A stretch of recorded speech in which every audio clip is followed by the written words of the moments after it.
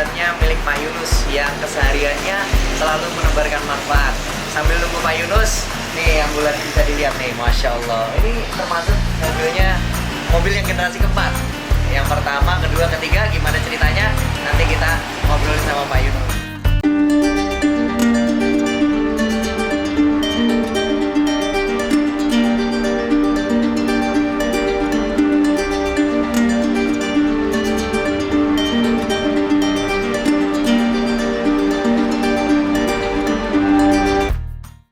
Assalamualaikum warahmatullahi wabarakatuh. Alhamdulillahilladzi wassalatu wassalamu ala rasulillah wa ala alihi wa mawalah amma ba'd. Sobat pemirsa Islamicpreneur TV yang dirahmati Allah, jumpa lagi dengan saya Abu Asaka Ananta yang mudah-mudahan tayangan ini bisa bermanfaat bagi kita semua. Saat ini saya sedang berada di mana yo? Di toko kacamata. Tepatnya adalah Optik Nusantara di daerah Semarang, Jawa Tengah. Dan di sebelah saya sudah ada ownernya yang Masya Allah luar biasa. Beliau pebisnis yang ya bisa dikatakan tangguh dan juga memiliki segudang media atau aktivitas dakwah yang sebentar lagi kita akan kulik habis bagaimana bisnisnya dan juga dakwah apa aja sih yang sudah dilakukan oleh beliau. Kita sapa dulu pemirsa. Assalamualaikum Pak Yunus, gimana kabarnya? Alhamdulillah. Masya Allah. Sehat. Alhamdulillah. Yes, Pak Yunus, iya. ini Optik Nusantara. Iya. Kenapa dinamai Nusantara? Apa karena ini kan lagi viral nih. Nama-nama aktivitas dakwah belakangnya pasti ada Nusantaranya gitu. Iya. Bismillahirrahmanirrahim. Pertama saya perkenalkan diri saya Muhammad Yunus bin Hakim Khalil. Masya Allah. Bin Khalil Hamim. Kenapa saya sebutkan binnya? Karena Optik Nusantara ini berdiri sejak kakek saya. Berarti udah pakai nama Nusantara nih? Iya. Masya Allah. Berarti yang embel-embel Nusantara yang baru belakangan ini nggak termasuk ya? Malah kebalik. Iya. Kalau nggak salah, ayah saya itu mulai mengelola optik umur sekitar 12 tahun. Oh, Masya Ya, Allah. udah mulai membantu di situ. Dulu jualannya di Pasar Johar. Pasar Johar ini pasar utamanya yang ada di area Semarang Kota ya? Iya. Terbesar ya? Iya. Masya Allah. Dulu zaman Belanda itu masih. Jadi Tahun berapa Pak tepatnya ini Optik ya Nusantara? di bawah tahun 40. Masya Allah. Di bawah tahun 40. Ya. Di bawah tahun 40 Iya. sudah ada Optik Nusantara. Iya. Jadi dulu zaman kakek ya. Berarti Indonesia belum merdeka ini? Belum. Sudah pakai nama Nusantara pemirsa? Iya. Jadi Masya Allah. kalau nggak salah dulu awalnya namanya Khalil Hamim. Khalil Hamim. Kalau nggak salah awalnya namanya Khalil Hamim, terus begitu pindah di Dr. Cipto jadi namanya Nusantara. Nah, tepatnya tahun berapa ini sampai pindah ke Nusantara? Kira-kira tahun 60-an. Oh, berarti sudah 60-an. terjadinya kemerdekaan ya? Iya. Masya Allah. Dan memang keluarga kami, keluarga besar kami itu semua keluarga besar optik. Dulu ayah saya itu anak nomor 1 laki-laki, ya laki-laki nomor 1. Itu punya adik banyak, sehingga semuanya itu dilatih di Pasar Johar dan di Dr. Cipto sini. Dilatih supaya bisa menjadi pengusaha optik. Nah, jadi ayah saya itu dari mudanya memang sudah punya jiwa untuk supaya adik-adiknya ini mandiri. Jadi sekarang sudah menyebar. Optiknya ini menyebar, ada yang namanya A, B, C, D, E gitu. Banyak ya? Banyak. Masya Allah. Nah, kemudian ke saya itu mulai dilatih sekitar umur SMP juga saya. Saya tuh SMP sudah membantu ayah saya. Bahkan setelah pulang sekolah itu sudah harus jagain toko. Wah. Ini disiplin namanya. Masya Allah. Disiplin. Berarti sudah ada rutinitas, ada tugasnya khusus nih, jadwal Iya. piket ya? Iya. Setiap hari itu Pak Ines? Setiap hari. Setiap hari. Jadi nggak ada main dulu saya. Nggak ada main. Berarti masa kecilnya termasuk yang kurang bahagia Iya. kan?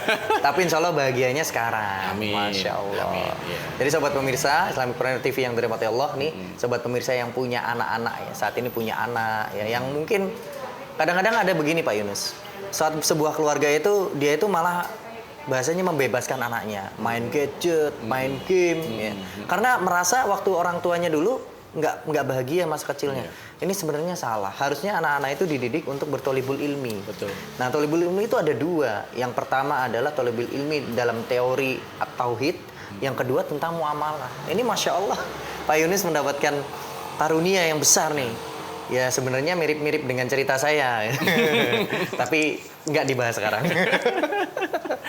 Masya Allah. Jadi memang orang tua itu bagi saya itu punya jasa yang mungkin nggak akan terbalaskan dunia Betul. akhirat. Jadi Iya.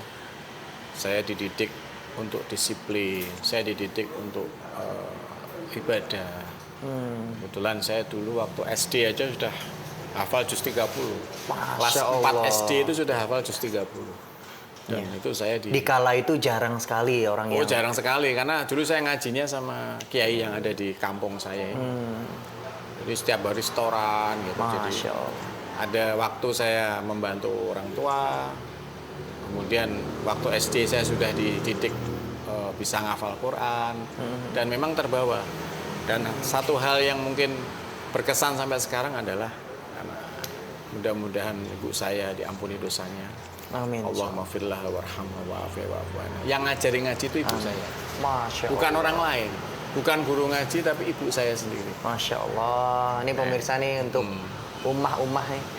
Para ummah yang dirahmati Allah Subhanahu wa taala. Jadi jangan kita itu satu ya gelisah. Bisa nggak anak saya nanti hafal ini? Apalagi itu usaha kita terus usaha.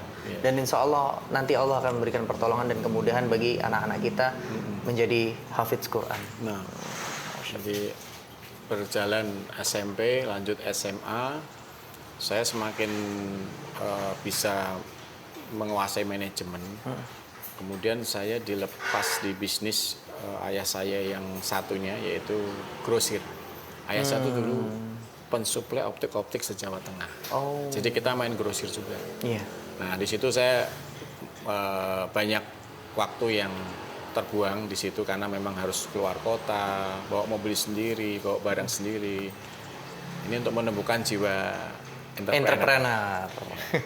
Jadi saya kuliah itu sudah boleh dibilang udah punya duit. Wah. Teman-teman masih nyadong sama orang tua. Ini malah ngasih orang tua. Iya, saya udah punya duit. Luar Di biasa. situ.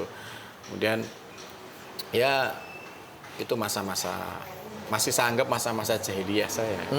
Saya anggap seperti itu karena memang waktu saya masih mikirin dunia terus gitu dari bangun tidur sampai tidur Masih mikirin di otak dunia. saya tuh adanya nota-nota gimana hari ini bisa mencapai enggak penjualan target. Itu masa-masa jahiliyah menurut saya ya. Zaman sekarang juga masih banyak ya pemirsa ya yang berpikiran seperti itu. Padahal Rasulullah SAW juga menyampaikan pada kita, Inna likulli umati wa fitnah umati almal. Iya. Sesungguhnya Allah itu ya memberikan fitnah itu kepada umat. Nah Rasul berkata, fitnah bagi umatku itu harta. Begitu. Betul. Jadi jangan sampai bisnis kita ini malah kita diperbudak oleh harta. Iya. Gitu. Harusnya kita yang menggenggam harta itu dan kita berikan ke jalan yang benar, jalan Allah Subhanahu wa taala atau di jalan fisabilillah. Betul. Ya. Karena bekal saya memang birrul walidain ilmunya Iya. ya. Apapun yang diperintahkan orang tua saya harus taat Iya. ya. Insya Allah dalam jalan kebenaran. Nggak mungkin orang tua nyuruh yang tidak baik. Ini yang jadi bekal saya birrul walidain karena memang ini salah satu kunci dibukakan pintu rezeki adalah birrul walidain. Betul, birrul walidain. Iya, salah satunya. Dan alhamdulillah memang dari perkembangan itu dari anak-anaknya ayah itu pertama saya yang bisa menonjol artinya itu berhasil. Nah, tapi disitulah letak ujian buat saya, di mana saya jadi sombong.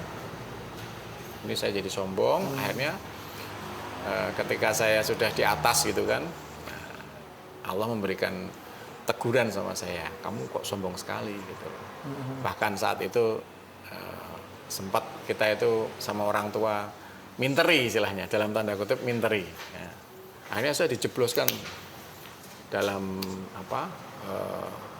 kejadian yang membuat saya jadi jatuh saat itu ya 2003. 2003. 2003. Saya habis 2003.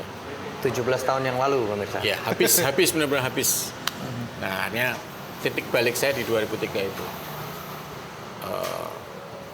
Mobil dijual semua, uang habis, kemudian akhirnya saya nggak bisa kerja sampai 4 tahun. Masya Allah. Ya, dan saya hanya kerjanya itu apa ya? Jadi karyawannya ayah biasa kayak jagain toko, ngelayani seperti itu. Tapi Balik lagi. iya balik lagi. Karena memang bisnis kacamata itu yaitu istilahnya bisa maju cepat, bisa jatuh ya cepat. Kalau nggak hati-hati. Ya. Walaupun saya dan keluarga ini udah nggak ada pakai uang bank sama sekali. Udah. Oh, dari awal memang udah nggak pakai uang bank atau riba ya? Nggak ada. Masya Nggak ada. Allah. Jadi kita mandiri dan kita ini benar-benar yakin sama Allah. Rezeki itu sudah diatur, tidak mungkin tertukar, tidak mungkin salah. Sempat nggak bersentuhan sama riba? Nggak pernah. Nggak Alhamdulillah. pernah pemirsa. Masya Allah. Alhamdulillah.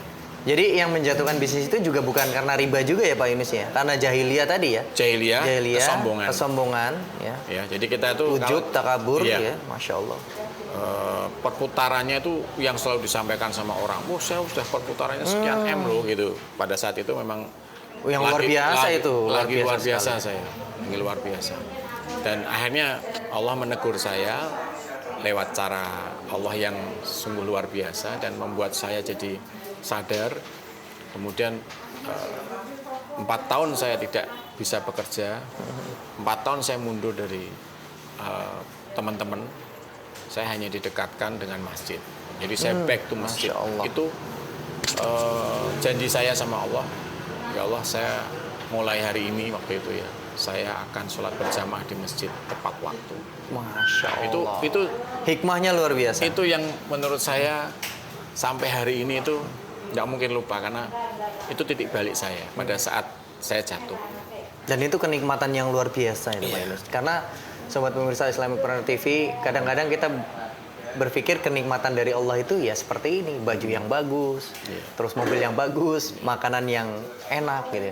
Padahal kenikmatan yang luar biasa adalah di mana Allah memberikan kita kemudahan untuk menjalankan ibadah.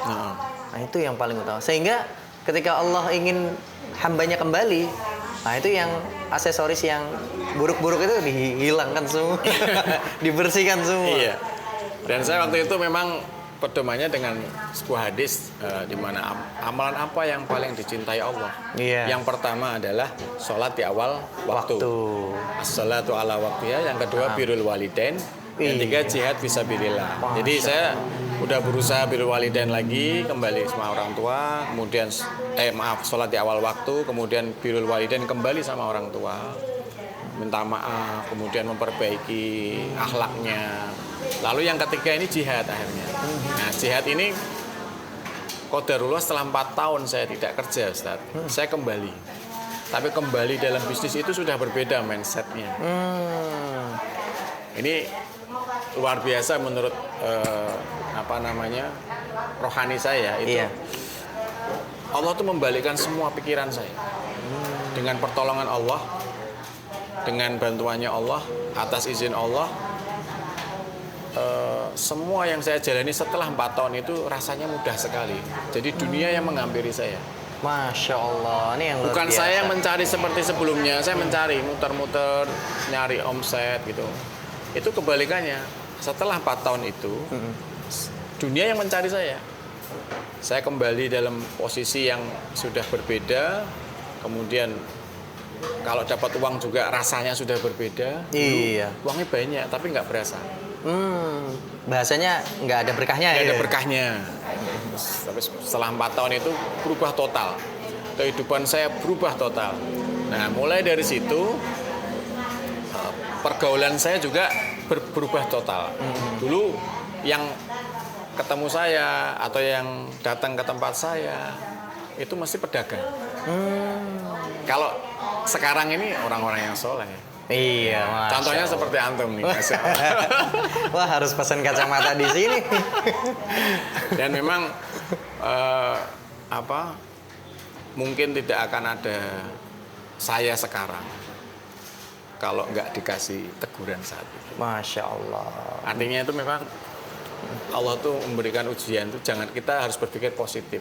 Nggak ada Allah mau menjerumuskan, Allah mau mendolimi itu nggak ada. Nggak ada. Yang ada Allah tuh akan menuntun kamu, Allah sayang sama kamu, Allah akan memberikan jalan yang tak terduga. Wa may yattaqillaha yaj'al lahu makhraja wa yarzuqhu min haitsu la yahtasib. Itu Masya Allah itu. Saya dapat itu. Masya Tentunya dengan tetap itu ya tadi ya, sholatnya istiqomah. Ikhtiarnya tetap ya. Ya, kemudian birrul walidainnya istiqomah, kemudian jihadnya Jihad istiqomah. fisabilillahnya. Mungkin ini jihad juga perlu saya sampaikan. Jadi jihad itu kan kalau saya mungkin diamanai harta, sehingga saya jihad lewat harta, karena Iya. saya nggak punya ilmu. Betul. Nah, bagaimana harta itu bisa jadi bermanfaat? Ya, nanti kita saksikan pada saat setelah ini ya, gimana saya salah satunya adalah menjalankan program wakaf ambulan. Masya Allah, ini yang ditunggu-tunggu nih. Iya, itu salah satunya. Salah satu Iya. dakwahnya tadi Dakwahnya. ya, Pak Yunus ya. Dan Ini kan- bisa diceritakan sedikit nggak nih? Ini udah nyentuh ambulan. Kok milih ambulan, Mbak? Jadi, Padahal kan banyak nih wakaf bisa Baitullah Masjid misalnya Iya. atau apa dan sebagainya. iya. Jadi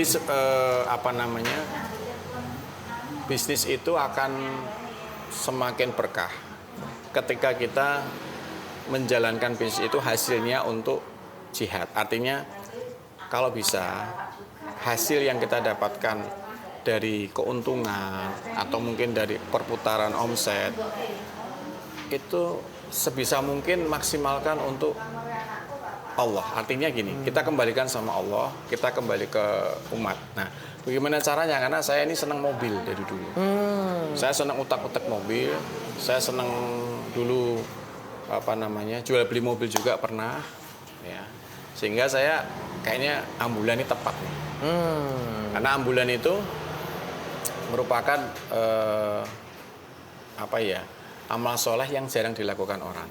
Iya. Bayangkan kalau kita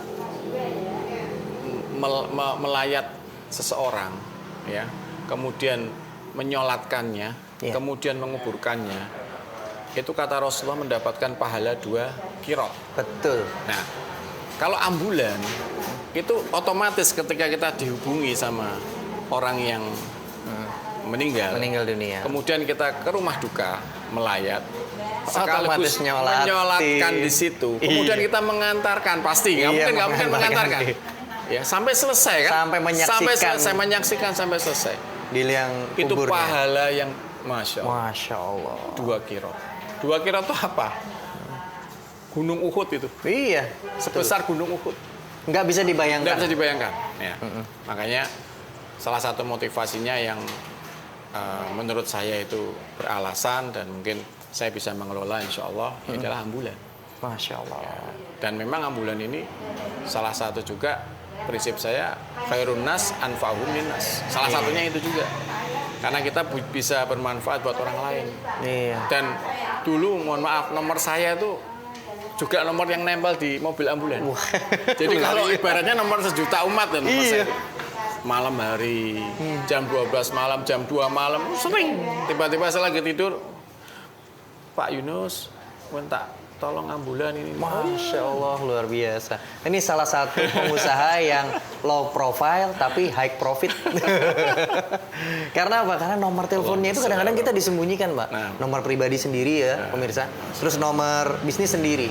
Tapi ini nomor pribadinya nempel di ambulan, bayangkan. Iya. Masya Allah. Jadi ada tuh fotonya mobil-mobil itu yang ada nomornya tuh ada semua saya foto. Masya itu. Allah. Nomor Wah, saya nanti semua. perlu cobain nih. Nah, Ustaz. Masya Allah, luar biasa. Baik, sobat pemirsa, ini tadi kembali ke bisnis ya, Pak Yunus ya.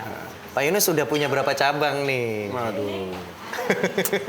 Kalau ditanya itu tuh saya bingung. Tapi ya disyukuri aja. Alhamdulillah. Sampai hari ini masih bisa bayar utang. Alhamdulillah. Masih bisa gaji karyawan. Alhamdulillah. Ya kan? Masih bisa bagi-bagi. Iya. gitu.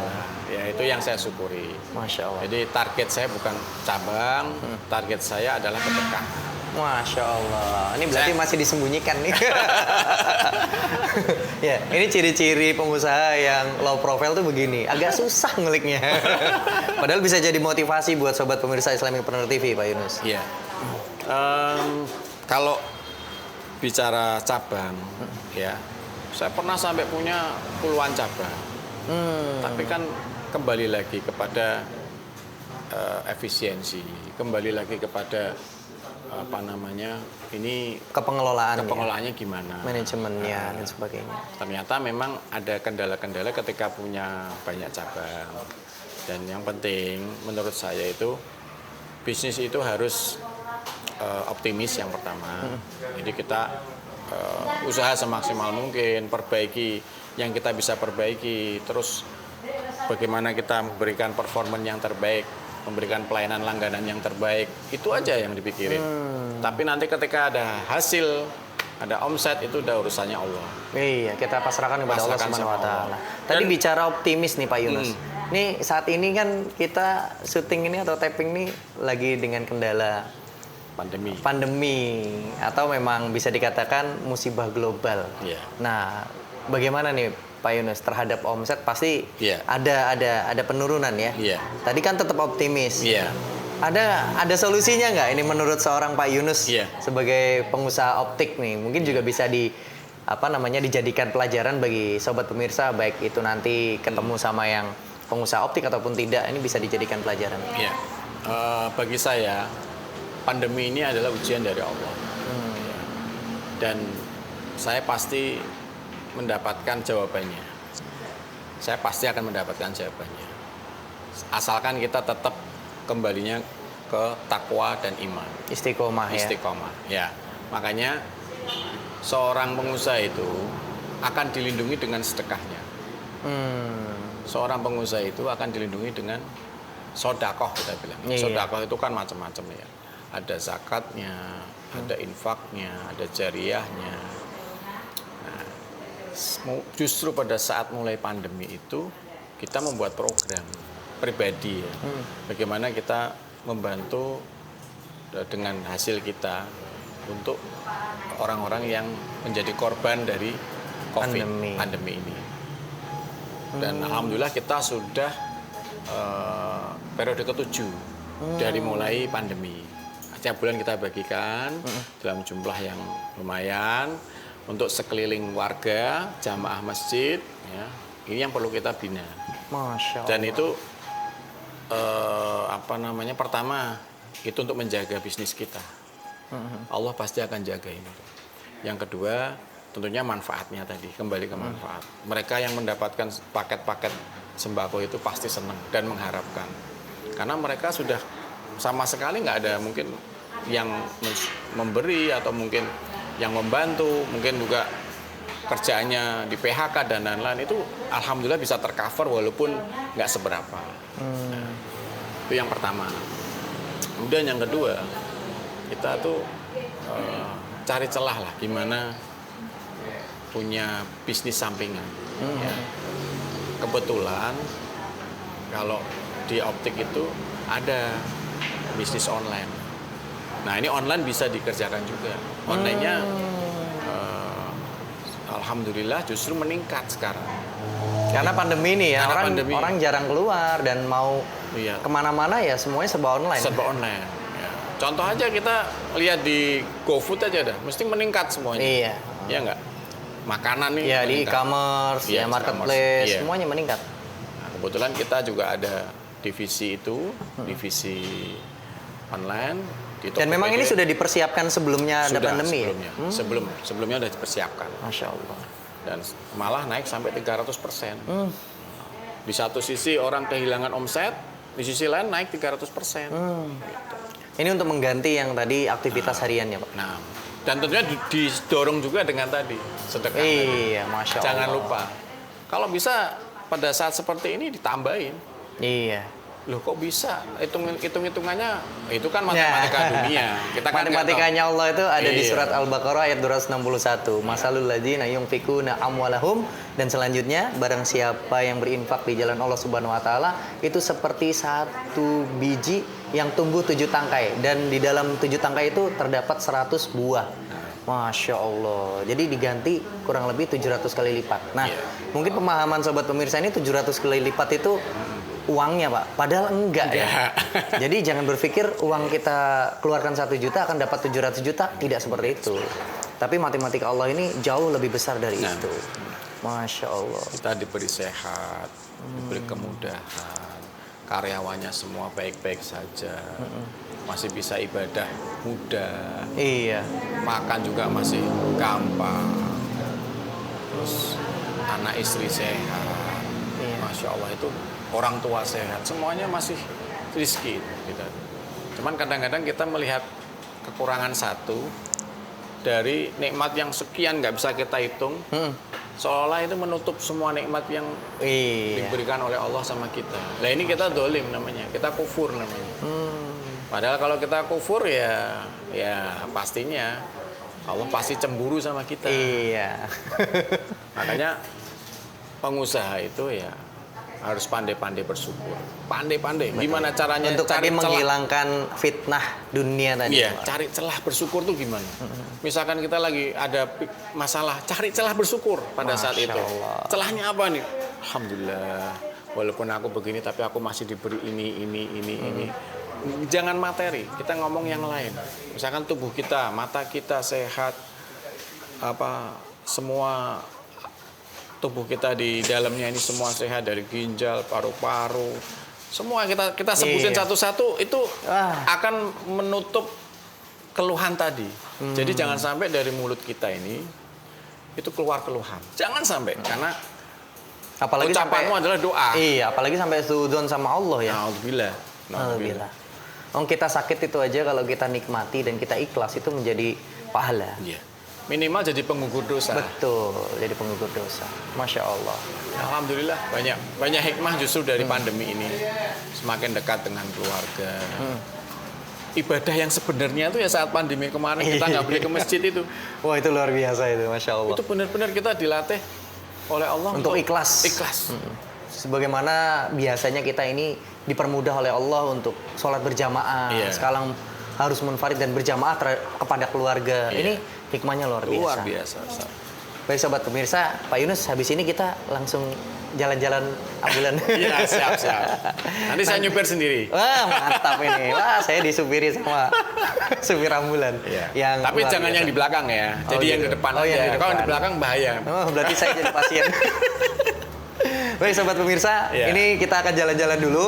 Tetap tungguin kita dan insya Allah setelah kita jalan-jalan akan dapat motivasi atau tips dari seorang pengusaha optik Nusantara, Pak Yunus. Gitu pemirsa. Barakallahu fiik. Barakallahu fiikum. Ya Pak. Ya, mari.